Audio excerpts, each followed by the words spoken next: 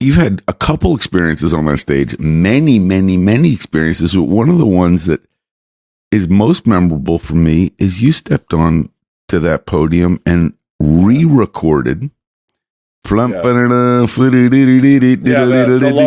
logo written by your father.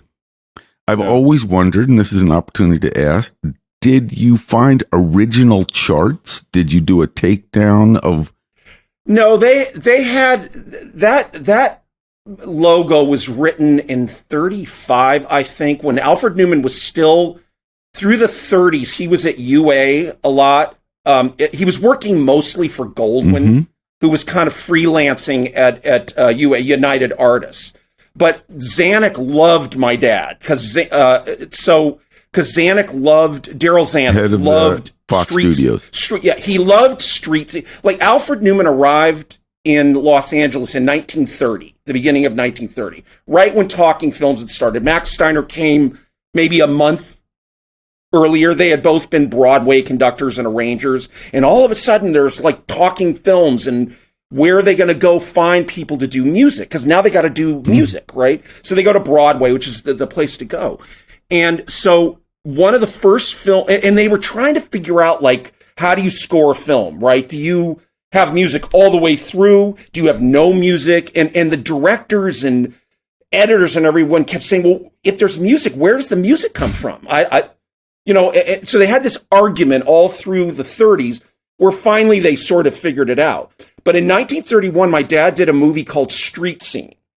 And it had an overture that was very modern, very American, very New York. The movie it was a play. The movie takes place on a block in New York in the summer, and it's a murder. It's a noir, sweaty New York kind of theater thing.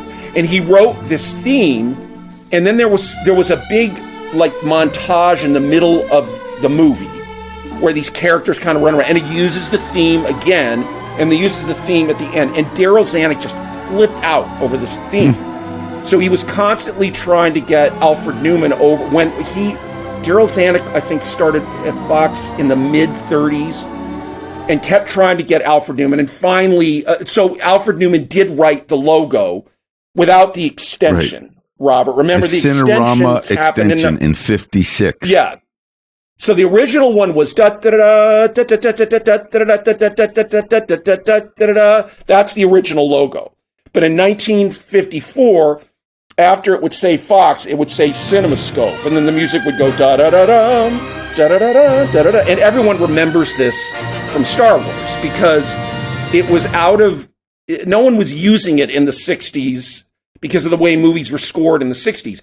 But when John Williams used it at the beginning of Star Wars almost as an underscore cue, because it was all about going back to the, Star Wars, you can make a case that it's a Flash Gordon, adventure 30s swashbuckler movie in space, And so John used the logo, which is in the key of B flat, This is good to know for Jeopardy. Yeah.